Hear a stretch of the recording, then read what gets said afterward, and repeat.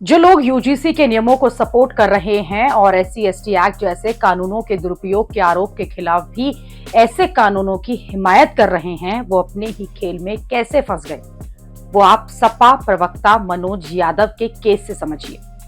मनोज यादव सपा के media panelist हैं, जो कि अक्सर टीवी की डिबेट्स में दिखते रहते हैं।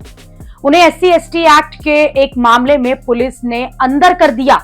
जैसे ही ये खबर आई, लोगों ने मनोज यादव जैसे नेताओं के मजे लेना शुरू कर दिया। किसी ने लिखा कि समाजवादी पार्टी के प्रवक्ता मनोज यादव को बाराबंकी पुलिस ने गिरफ्तार किया है और मनोज यादव पर मुख्यमंत्री के खिलाफ अपमानजनक टिप्पणी, छेड़छाड़ व एससी एसटी एक्ट के तहत केस दर्ज हुआ है। वैसे नेताओं को भी एससी एसटी एक्ट का स्वाद थोड़ा चखना चाहिए, सिर्फ आम जनता ही क्यों फंसे।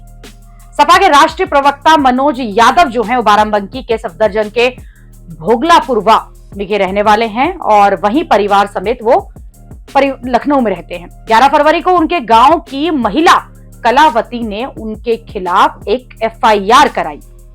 कलावती ने आरोप लगाया कि उन्होंने धमकी देते हुए जाति सूचक शब्दों का इस्तेमाल किया।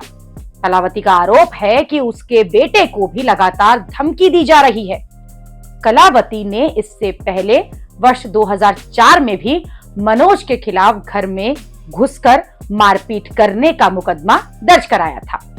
इस पुराने मामले को लेकर 11 फरवरी को विवाद हुआ था।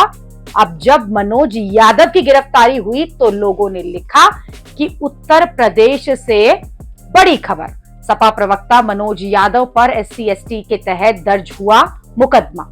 एससी एसटी एक्ट पर एक दिन इनको टीवी पर इस एक्ट का समर्थन करते हुए देखा था और आज उसी एक्ट में ये जेल चले गए हैं। इसी तरह से लोगों ने कहा कि बताइए मोदी जी, यूजीसी रेगुलेशंस में इन लोगों को प्रोटेक्शन दे रहे थे। मनोज यादव एक दलित महिला से छेड़छाड़ और फिर एससी एसटी मुकदमे में गिरफ्तार हुए हैं। असली शोषक यही लग रहे हैं।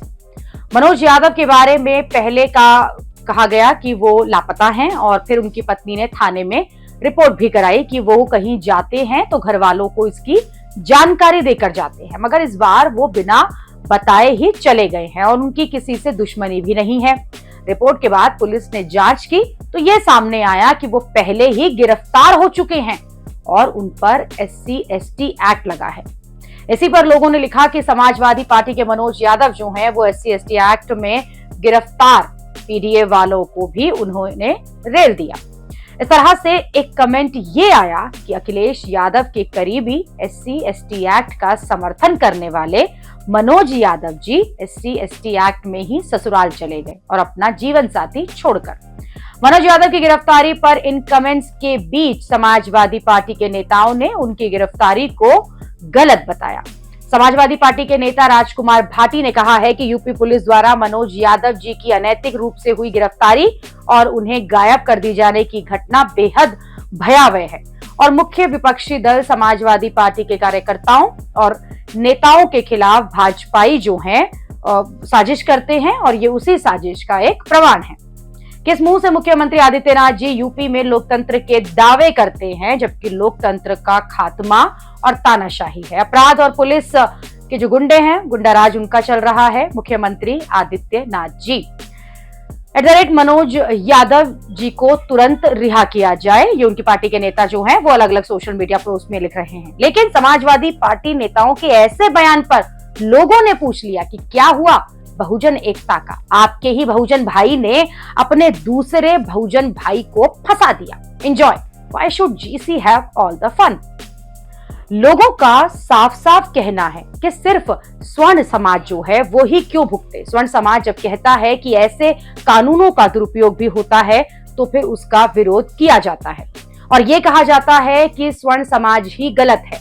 जो लोग ऐसी बातें कर रहे हैं वो अब खुद इसी तरह के मामले में फंस रहे हैं। लोगों ने लिखा है कि मनोज यादव ओबीसी समाज से आते हैं, ये पीडीए की राजनीति करते हैं, इनके ऊपर एससी एसटी एक्ट के तहत केस दर्ज किया गया है। सबसे ज्यादा एससी एसटी एक्ट ओबीसी के ऊपर ही लगते हैं।